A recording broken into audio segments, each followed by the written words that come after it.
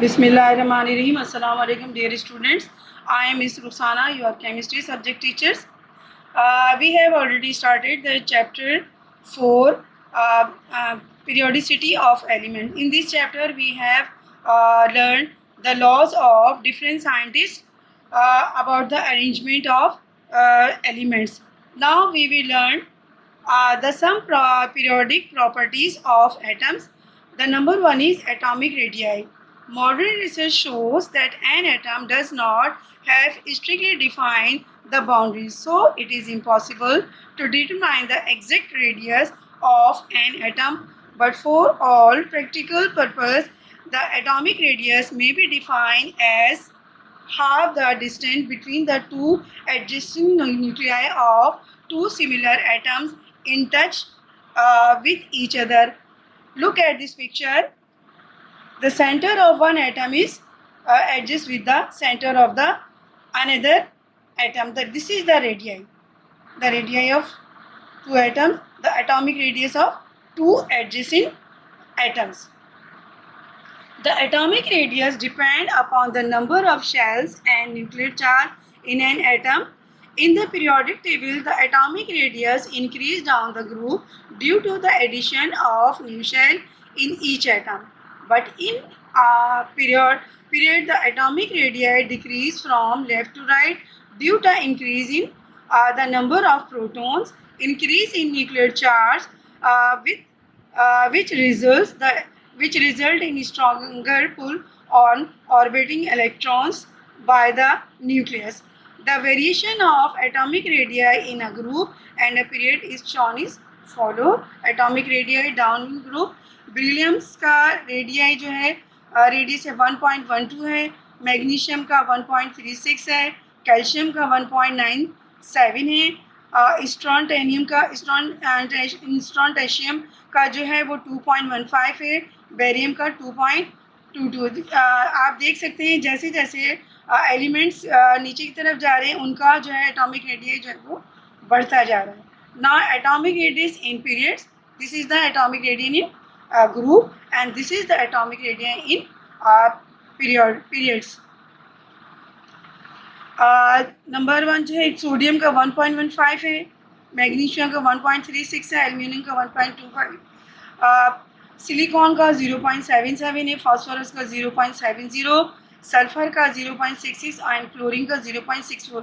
तो आप यहाँ देख रहे हैं कि जैसे जैसे एलिमेंट्स आगे जा रहे हैं वो जो है उनका जो है एटॉमिक रेडियस जो है वो डिक्रीज हो रहा है, और यहाँ ग्रुप में जो है वो इंक्रीज होता है, और इसमें जो है इंक्रीज हो रहा है, ये हॉरिजॉन्टल होता है और ये वर्टिकल होता है। Now second property is ionization energy. What is ionization? Ionization is one of the few fundamental properties which can measure directly. It is defined as the minimum energy required to remove an electron from a gaseous atom in its ground state. It is measured in kilojoules per mole or electron volts per atom. And ionization energy depends upon the atomic size and nuclear charge. The higher the ionization energy, the more difficult it is to remove an electron. The ionization energy of hydrogen is 1.312 kilojoules per mole. Ionization energy क्या है आपको पहले बताया जाता है कि हर atom जो है वो अपना आउटर मोस्ट शेल जो है वो कंप्लीट करना चाहता है। इसके लिए वो या तो इलेक्ट्रॉन्स लेता है या इलेक्ट्रॉन्स देता है। तो जो रिमूव करने की सूरत में जो एनर्जी और इसमें जो एनर्जी यूज़ होती है, जो रिमूव करने की सूरत में एनर्जी होती है वो आयोनाइजेशन एनर्जी कहलाती है। अब हाइड्रोजन की एनर्जी कितनी है? 1.312 किलो जूल्स पर मोल है द आयोनाइजेशन है, ये रिमूव करने की इसी है। Down a group in the periodic table, the ionization energy decrease because the addition of a new shell decrease the hold of nucleus on valence electron. जितना nucleus के करीब इलेक्ट्रॉन होता है रिमूव करना, उतनी इसकी आयोनाइजेशन एनर्जी ज़्यादा होती है, और जैसे जैसे वो शेल्स बढ़ते जाते हैं ये आयोनाइजेशन एनर्जी जो है वो डिक्रीज हो जाती है। Ionization energy increase from left to right in a period. periods because the addition of protons in the nucleus increase the nuclear charge, thereby the increasing the force of attraction on electron. The amount of energy required to remove first electron is called first ionization energy. For subsequent electron, it is called second, third, fourth ionization energy. The periodicity of ionization energy can be observed in the plot between the first ionization potential and atomic number as shown in the. Here is the atomic number and here is ionization energy का जो दिया गया है यहाँ पे. Now ionization potential जो है ये है और यहाँ जो है एटॉमिक नंबर है. इसके बाद जो है नेक्स्ट हम पढ़ेंगे atomic number. Electron affinity is defined as the energy change that occurs when an electron is gained by an electron in the gaseous state. It is measured in kilojoules per mole or in electron volts. Is released per atom. Electron affinity for the addition of first electron is negative. Energy is released, but for further addition of electron it is positive because energy has to be added to overcome repulsion between the negative ions and electron as shown. Oxygen का देखें यहाँ पे जो है electron जो affinity है वो -142 kilo joules per मोल है. एक्सोथर्मिक जब इलेक्ट्रॉन चाहता है तो उस सूरत में जो है एनर्जी जब देते हैं तो वो इतनी होती है और जब इलेक्ट्रॉन लेने की सूरत में इलेक्ट्रॉन एफिनिटी जो होती है +78 जूल्स पर मोल होती है. एंडोथर्मिक रिएक्शन यानी जब इलेक्ट्रॉन्स किसी को देते हैं तो उसमें एनर्जी जो होती है रिलीज होती है और इलेक्ट्रॉन लेने की सूरत में जो है वो एनर्जी जो होती है वो एंडोथर्मिक कहलाती है. Electron affinity depends upon the atomic size and nuclear charge. Nuclear charge के नेगेटिव चार्ज है, ये पॉजिटिव चार्ज है. Down a group in the periodic table electron affinity decrease between the addition of a new shell to each atom in decrease its force of attraction. Fluorine है उसकी -33 है, chlorine की है -348, bromine की है -324 and iodine की है -295. आप देख रहे हैं कि जैसे जैसे वो जो है डाउन होते जा रहे हैं उनकी वो अब बढ़ता जा रहा है, उसी तरह उनकी जो है वो जो है उनकी जो है एनर्जी जो है वो एफिनिटी जो है वो कम होती जा रही है. Fluorine has abnormally low electron affinity because due to its very small ionic size it does not accept electron easily. लेकिन फ्लोरीन का जो है वो कम है और उनके मुकाबले में तो उसकी इलेक्ट्रॉन एफिनिटी जो है वो जो है abnormality of because due to the small atomic size की वजह से जो है इसकी इलेक्ट्रॉन एफिनिटी जो है वो हो रही है बिकॉज ऑफ ड्यू टू हो रही है ड्यू टू इंक्रीज डिक्रीज ज़्यादा है इसकी और दूसरों के मुकाबले में. In period the electron affinity increase from left to right because successive atom have higher nuclear charge and attract the incoming electron more towards itself. यहाँ जो है वो डिक्रीज हो रही थी ग्रुप्स में और इसमें पीरियड्स में क्या है ये इंक्रीज़ हो रही है.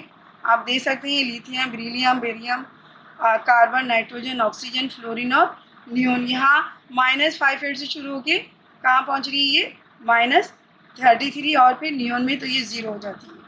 इसके बाद हम पढ़ेंगे electronegativity. What is electronegativity? Electronegativity is defined as the relative tendency of an atom in a molecule to attract pair of electrons to itself. It is denoted by number and has no unit. Electron negativity जो है वो क्या है? Electrons को जो है attract करने की जो होती है. इलेक्ट्रॉन जो हमने यहाँ एफिनिटी पढ़ा था, इसमें इलेक्ट्रॉन रिमूव हो रहे होते हैं और इसमें इलेक्ट्रॉन जो होता है वो लेने की सूरत में जो है इसमें जो है वो उसको वो इलेक्ट्रॉन नेगेटिविटी कहते हैं और जो है डिनोटेड की इसका कोई यूनिट नहीं है। Linus Pauling calculated the electronegativities of different elements, taking fluorine as standard with its electronegativity is equal to 4. Down a group electronegativity decrease as due to the addition of new shell. The power of nucleus so attracts electron decrease in a period from left to right. It increase due to the increase in nuclear charge. Generally speaking, elements with high ionization energy and large electron affinity have high electronegativity. Variation of electronegativity with atomic number and the periodicity in it show the following figure. Atomic number जो है वो depend करता है जो है वो उसके electron negativity का। फ्लोरीन की सबसे ज़्यादा जो है वो स्टैंडर्ड समझी जाती है और इसकी इलेक्ट्रॉन नेगेटिविटी जो है वो 4 है। इसके बाद जैसे जैसे बढ़ते जा रहे हैं एटॉमिक नंबर और शेल, तो उसमें देखिए आप वो उनकी इलेक्ट्रॉन नेगेटिविटी जो है वो कम होती जा रही है। The difference in electronegativity two combining atoms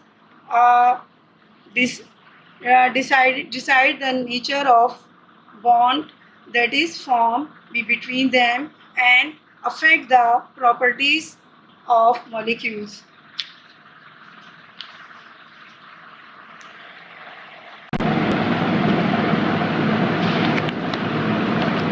Now we summarize the chapter.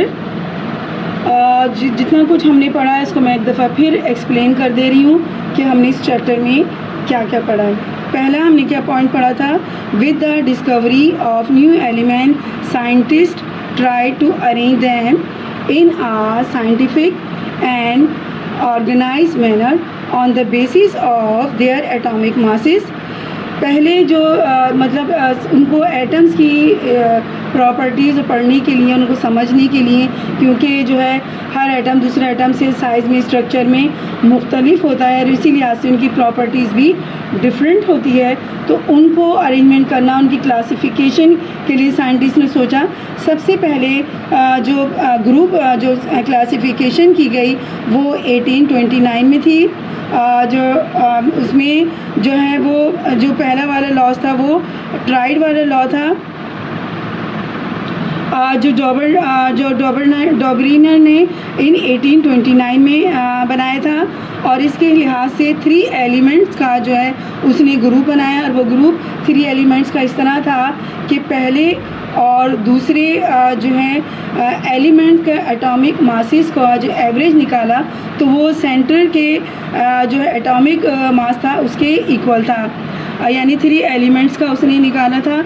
और मैंने कहा था जो इब्तिदा में जो अरेंजमेंट या क्लासिफिकेशन थी वो एटॉमिक मासेस की बेस पर थी और इसके बाद जो है, लेकिन ये भी जो है इब्तिदा थी क्लासिफिकेशन की, लेकिन इसका डॉबरिनर का जो है वो इतना सक्सेसफुल नहीं हुआ इसका जो है अरेंजमेंट। इसके बाद जो है न्यूलैंड जो था उसने जो है वो जो है क्लासिफिकेशन का एक दूसरा रूल बनाया जो लॉ ऑफ ऑक्टेव के नाम से।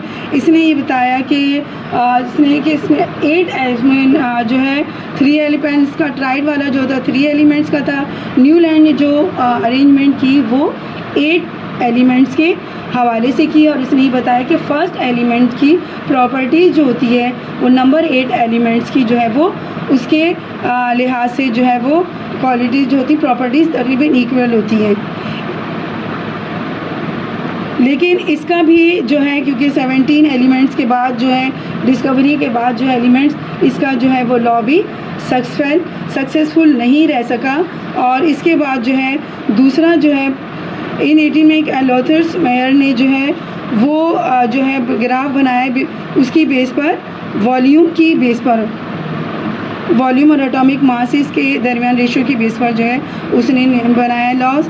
और उसने ये कहा कि वो जो मुख्तलिफ वॉल्यूम की जो है प्रॉपर्टीज़ जो होती हैं सिमिलर होती हैं, और उसने इस अब कर्व की सूरत में इसने जो है वो अपना जो है लॉ शो किया। फिर इन 69 में रशियन साइंटिस्ट मेंडेलीव ने अरेंज किया the elements in the increase order the atomic masses and put forward the periodic law known as Mendeleev's law, और in 1873 में ही publishes periodic table which consists of 8 vertical column known as group and 12 horizontal rows known as periods. Many places were left as vacant for undiscovered element in his periodic table का जो concept था वो Mendeleev ने दिया था 1873 में, और इसने जो है मतलब एक ग्रुप और पीरियड्स की शक्ल में दिया। हॉरिजॉन्टल जो थे उसके पीरियड्स थे, और ग्रुप्स को जो है उसने वर्टिकल्स की सूरत में उसने अपने उसमें टेबल में शो किया। और इसके लिहाज से जो था ग्रुप जो थे वो 8 वर्टिकल्स कॉलम थे वो ग्रुप की शक्ल में, और हॉरिजॉन्टल जो थे वो उसके पीरियड थे। मैं और इसमें लेकिन इसके अभी ये इनकम्प्लीट टेबल नहीं था, इसलिए कि उस वक्त तक बहुत सारे एलिमेंट जो थे वो डिस्कवर नहीं हो चुके थे, और सबसे बड़ी बात उस वक्त तक आइसोटोप का कॉन्सेप्ट नहीं था, यानी एक एलिमेंट जो था वो एक से ज़्यादा अपने एटॉमिक मासेस जो है वो रखता है। जब आइसोटोप की डिस्कवरी हुई उसके बाद से जो है एटॉमिक मासेस के बेस पर अरेंजमेंट या टेबल्स नहीं बनाए गए, बल्कि ये एलिमेंट्स की जो अरेंजमेंट हुई वो एटॉमिक नंबर की हुई, क्योंकि आइसोटोप में एटॉमिक नंबर जो होते हैं मुख्तलिफ जो स्टेट्स होती हैं एक एलिमेंट की, वो एटॉमिक नंबर तो सेम होते हैं लेकिन एटॉमिक मासेस जो होते हैं वो डिफरेंट होते हैं। In 1913 to 1914, after the discovery of atomic number, the elements were then arranged in their increasing atomic number and modern periodic law was introduced. तो पहले जो जितने थे मॉडर्न पीरियोडिक टेबल जो किसकी बेस पर है, एटॉमिक नंबर की बेस पर, जैसा कि मैंने बताया, क्योंकि उससे पहले आइसोटोप की डिस्कवरी नहीं हुई थी इसलिए वो एटॉमिक मासेस में की बेस पर थे।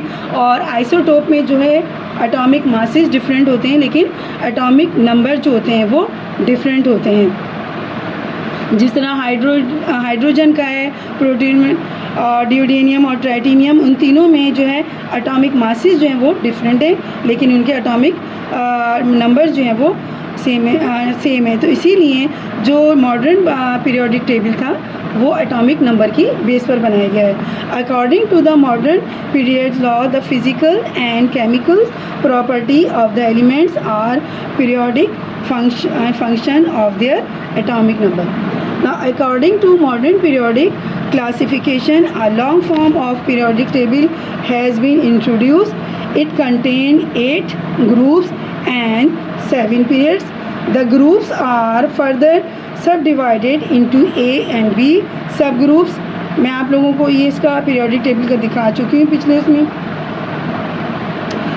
In the periodic table, the properties of the elements gradually change in groups and periods.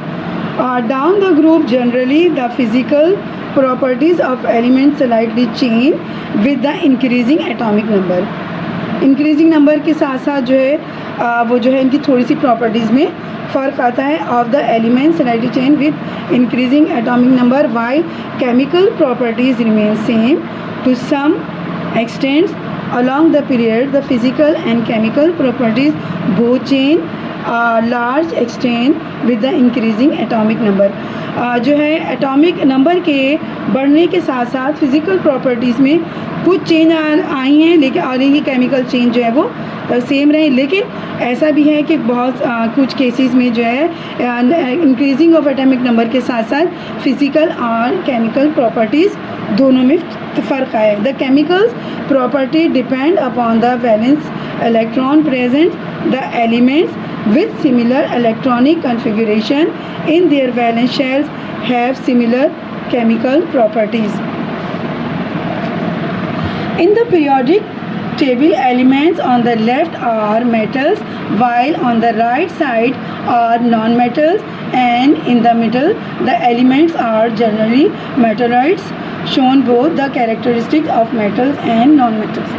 Metals, non metals और मेटलॉइड्स को मैं डिफ़ाइन कर चुकी हूँ. मेटल्स आर जो होते हैं वो हार्ड होते हैं और इलेक्ट्रॉन पॉजिटिव होते हैं, और दूसरा ये कि इनकी सरफेस जो होती है लस्टर्स होता है, शाइनिंग होती है, और ये जो है मतलब जो है इनकी जो है वो जो है रिएक्शन जो होता है इन लोगों का दूसरे के साथ मोर रिएक्टिव होती हैं ये. जबकि नॉन मेटल जो होता है नेगेटिव उसमें उनकी वो होती है और चार्ज होता है, और ये जो होते हैं अट्रैक्ट करते हैं क्योंकि मेटल. दूसरा ये कि सॉफ्ट होते हैं, और जो है मेटल्स की एग्जांपल मैंने दी थी आपको, गोल्ड, सिल्वर, एल्युमिनियम, जो है ये कॉपर, आयरन, ये मेटल्स हैं. और ये देखें आप बहुत हार्ड होते हैं, और इनके मुकाबले पे नॉन मेटल्स जो होते हैं वो सॉफ्ट होते हैं. फिर इनकी मेलेबल होते हैं ये कि यानी इनकी शीट्स भी बन सकती है और इनके वायर भी बनाए जा सकते हैं. जबकि नॉन मेटल्स हैं, अगर आप उनको प्रेस करेंगे तो वो टूट जाते हैं, वो इतनी आसानी से नहीं बन सकते. और इसी तरह इसके बाद मेटलॉइड्स क्या हैं? मेटलॉइड्स वो होते हैं जिनमें जो है उनकी मेटल्स और नॉन मेटल्स दोनों की खुसूसियात पाई जाती है. इसके बाद जो है हमने पढ़ा था the minimum amount of energy required to remove the most loosely bounded electron from the valence electron in gaseous atom to form positive ions. जो बिल्कुल मतलब कम जो वैलेंस शेल से जितना दूर हो न्यूक्लियस से दूर होते हैं उनमें एनर्जी जो होती है वो कम यूज़ होती है. कैटाइन is called first ionization energy और ionization potential and minimum amount of energy released from a gaseous atom when an electron is added in the valence shell in to form negative ions. Cation जो है वो है जो है first ionization energy है और potential होती है. मिनिमम अमाउंट जो होती है वो रिलीज़ होती है from when an electron is added. जब इलेक्ट्रॉन एक ऐड होता है तो उसमें मिनिमम इसमें रिक्वायरमेंट होती है एनर्जी की, और ये कैटाइन कहलाता है. और एनाइन क्या है? एनाइन में when an electron is added in the valence shell to negative ion, anion is called electron affinity. Down the group, the valence of ionization potential and electron affinity both decrease with the increasing atomic number due to the increase in atomic sizes. Atomic sizes के साथ साथ जो है atomic number के साथ जो values जो होती है वो groups ionization potential and affinity both decrease हो जाती है जैसे जैसे इंक्रीज होता है साइज में. While along the periods the values of ionization potential and electron affinity both increase with the increasing atomic number. जबकि periods में जो है वो क्या है, इलेक्ट्रॉन एफिनिटी जो है वो इंक्रीज़ हो रही है, इंक्रीज इन एटॉमिक नंबर के. The relative power of an atom to attract the shared pair of electrons toward itself is called electron negativity. जो है शेयर करने वाली यानी इलेक्ट्रॉन जो शेयर करता है वो कहलाती है electron negativity. The most electron negative atom is that of the fluorine with electronegativity is 4. जो है फ्लोरीन की इलेक्ट्रोनेगेटिविटी सबसे ज़्यादा होती है क्योंकि इसका वैलेंस शेल जो होता है दूसरे एटम की निस्बत कम होता है. The repetition of recurrence of properties after regular interval is called periodicity. तो यहाँ I have summarise the chapter. अगर आपको इस चैप्टर से रिलेटेड किसी भी टॉपिक पे कोई डिफ़िकल्टी फ़ील हो रही है, कुछ मुश्किल आ रही है, क्योंकि ये देखें चैप्टर 3 और चैप्टर 4 जो है दोनों बेस हैं केमिस्ट्री की. तो अगर इनमें आपको कुछ समझ में नहीं आ रहा तो आप है ना मुझसे पूछ सकते हैं. In my revision I will revise the chapters. इसमें जो भी होगा उसमें मैं आपका रिवीजन करवा दूँगी और again I will explain the topics of the chapter. Thank you.